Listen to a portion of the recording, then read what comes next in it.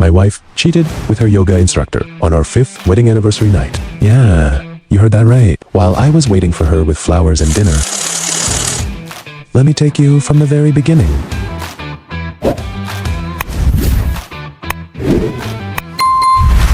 Her name was Mia. We had been married for exactly 5 years. We met in college, fell in love fast, and everyone said we were the couple that would last forever. I thought the same. We had a beautiful, small wedding, bought a cozy house with a garden, 2 dogs, and we were already talking about having kids next year. I worked as a project manager. She was a graphic designer who recently got really into yoga. She said it helped her with stress and gave her confidence. I was happy for her. I even paid for her first yoga membership as a surprise. About 8 months ago, she found a new yoga studio near our house. The instructor's name was Lucas. He was young, around 28, very fit, always posting motivational videos and talking about mind-body connection. Mia started going to his classes 5 times a week, sometimes even twice a day. She came home glowing, full of energy, talking about how Lucas changed her life. She started dressing differently.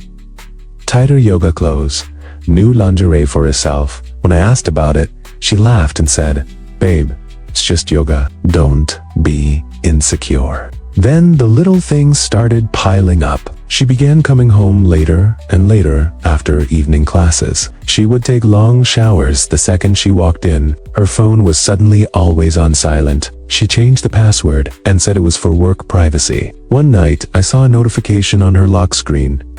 "Lucas, can't stop thinking about tonight's session." When I asked her about it, she rolled her eyes and said, "He sends motivational quotes to all his students. You're reading too much into it."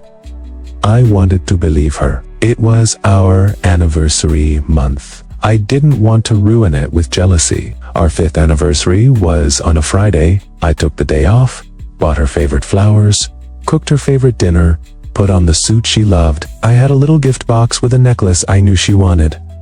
By 8 p.m., she still wasn't home. She texted me, "Class is running late. Be home soon?" I waited and waited. At 10:30 p.m., I decided to drive to the yoga studio to surprise her and pick her up. The studio lights were still on, but the main door was locked.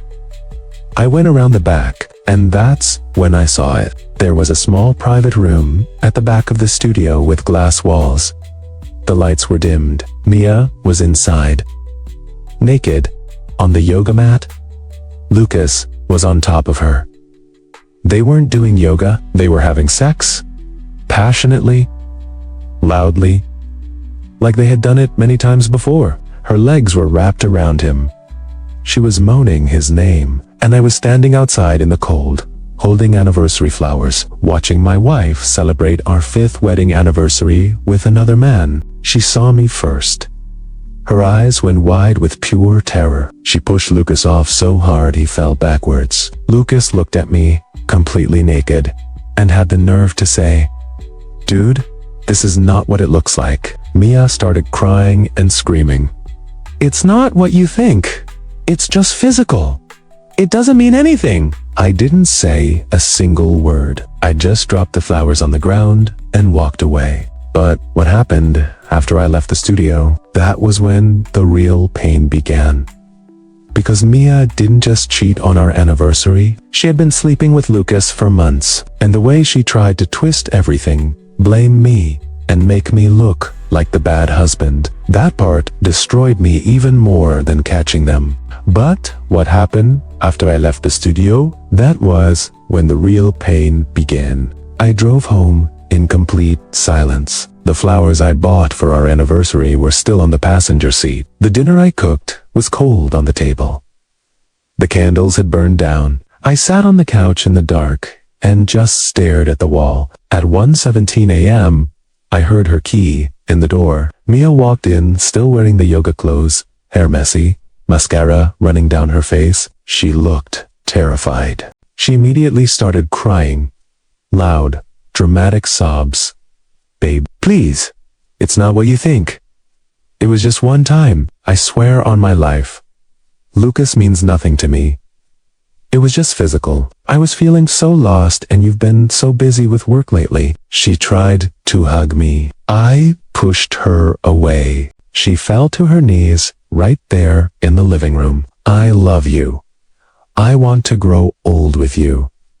This was a stupid mistake. I'll quit yoga tomorrow. I'll block Lucas right now in front of you.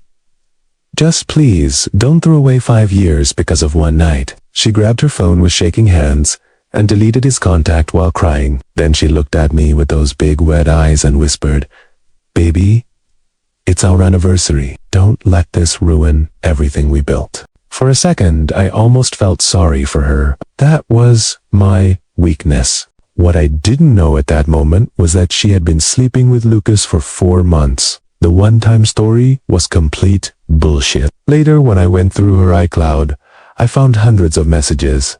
"Last night with you was incredible. I can't stop thinking about your hands on me. I feel guilty, but I can't stop.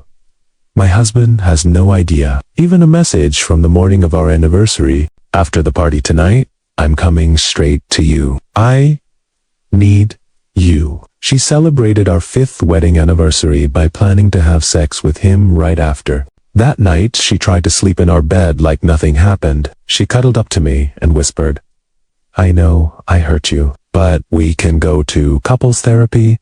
We can fix this. I'll do anything.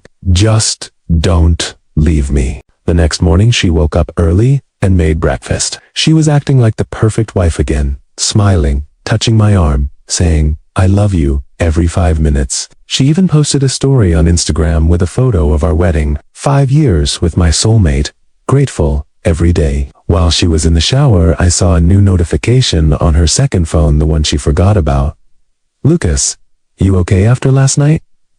Miss you already?" She was still texting him while trying to save our marriage. Later that day, she called her best friend and cried on the phone. "He's overreacting. It was just one mistake. He's been so cold lately.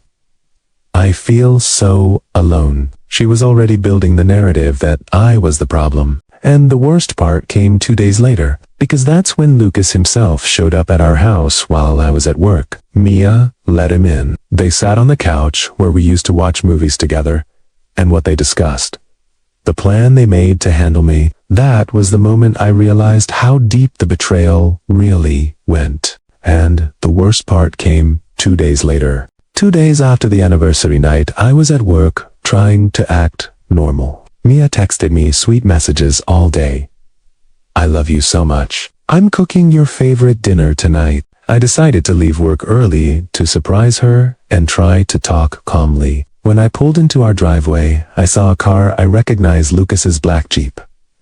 I quietly opened the front door. They were sitting on our couch, the same couch where we used to watch movies and fall asleep together. Lucas had his arm around her. Mia was leaning into him, crying softly on his shoulder. He was stroking her hair and whispering, "Don't worry, baby. He's too weak to do anything. We just need to keep him calm until I finish the divorce papers." Mia answered in a broken voice, "I know. I just feel so guilty. But I can't stay with him anymore. I haven't loved him for months.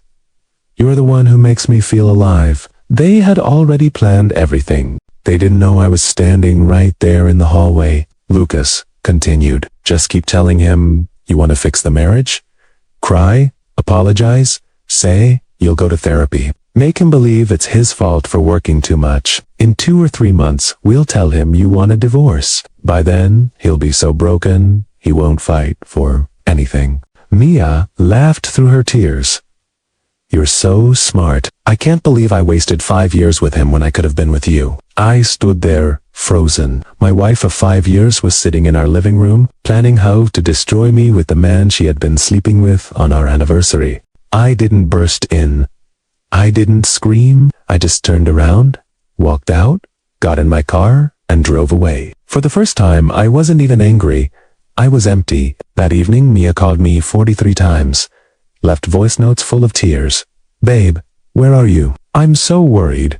I made dinner. Please come home. I love you." She was still playing the perfect wife while planning my emotional execution with her lover. When I finally came home at 2 a.m., she was waiting at the door in tears. She threw herself at me, hugging me tightly. "I was so scared something happened to you. I can't live without you. Please forgive me for that stupid night with Lucas. It will never happen again. She smelled like his cologne. I could still see the mark on her neck from where he had been kissing her earlier that day. I looked at her and asked only one question. How long have you been fucking him? She froze for half a second, then started the performance again. It was only once.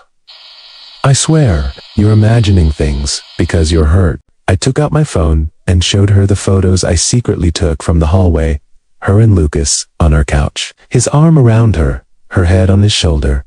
Her face went white. For the first time she had no script ready. She started shaking and whispering, "Please, don't do this. I'll lose everything. My friends, my family, they'll all hate me." Then she switched again. "You're going to ruin my life over one mistake? After everything I've done for you?" But the real final blow came the next morning, because that's when I received a message from an unknown number. It was a screenshot of a conversation between Mia and Lucas from that same night after I had gone to bed. In it, she wrote, "He still doesn't suspect how long this has been going on. Keep playing along. I'll get him to agree to the divorce peacefully." And right below that message was a photo she sent him. A photo of me sleeping in our bed, taken from right next to me. But the real final blow came the next morning. I woke up to a message from an unknown number. It was a screenshot of a conversation between Mia and Lucas from the night before, sent after I had gone to bed. In it, she wrote, "He still doesn't suspect how long this has been going on. Keep playing along. I'll get him to agree to the divorce peacefully and without drama."